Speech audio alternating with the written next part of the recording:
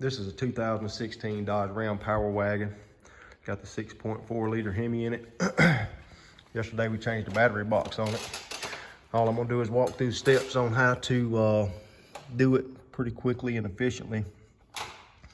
Looking down, you see the battery box has a fuse panel and the batteries also. It's all in the same box. But for the removal of the box itself, first thing you want to do is you want to come right here on the edge, back where the battery is, the ground cable right here. Make sure to remove this, remove that ground cable. There is a wire connection in behind that right there. You need to remove that and remove that wire. Also come over here to where your brake fluid reservoir is. Remove this wire.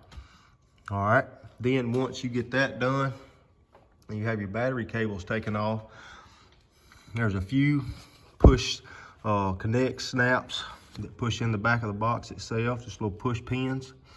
You take those off. And there's also one on the side here by where the negative battery cable is, where that ground wire is connected. You look down there, you can kind of see it. It's dark, but it's there. But once you get those removed, you can just lay those cables right on over beside your brake fluid reservoir, right in there in between your power steering fluid reservoir also. Then once you get that done, you got a few bolts and things you need to undo. But first of all, you need to make sure you get your fuse panel taken off. There should be 3 or 4 little push snaps like that. Push them in. You can remove this whole panel. It comes right up off. Oh, excuse me, wrong one. It's down here, a little further down. These push snaps where it snaps in on the battery box itself. Press those in and you can pick that battery box, that fuse panel off of that battery box. There's a bunch of wires and stuff below, but that's to be expected. All right. Then you have, once you get all that done, get all your push pins unsnapped and everything, get your wire out of the way and your fuse panel off the battery box. Of course, the battery's gonna be gone. You'll have it out. You'll see there's a bolt here, and there's a bolt on each side of these. One here, one there, and there should be one here, but this one didn't have it and I haven't put it back in. Look for one to put back in yet, but there should be one right there. Then what you have to do, once you get that done, you got to come down below, go up underneath you, inside your fender well here. And of course, back up and get a little bit better view. Inside your wheel well, you'll have, I don't know, 8 of these bolts or so that you'll need to take out. And there's a couple inside your actual wheel, fender well itself. And then you have inside of the deeper hole on this one, you have the push pin in there, you have to get that out.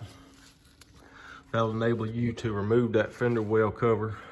It'll drop down just enough to where you can get to the 2 bolts on the inside. Up underneath here, there'll be 2 bolts on the inside. I'll show you what it looks like on the old one.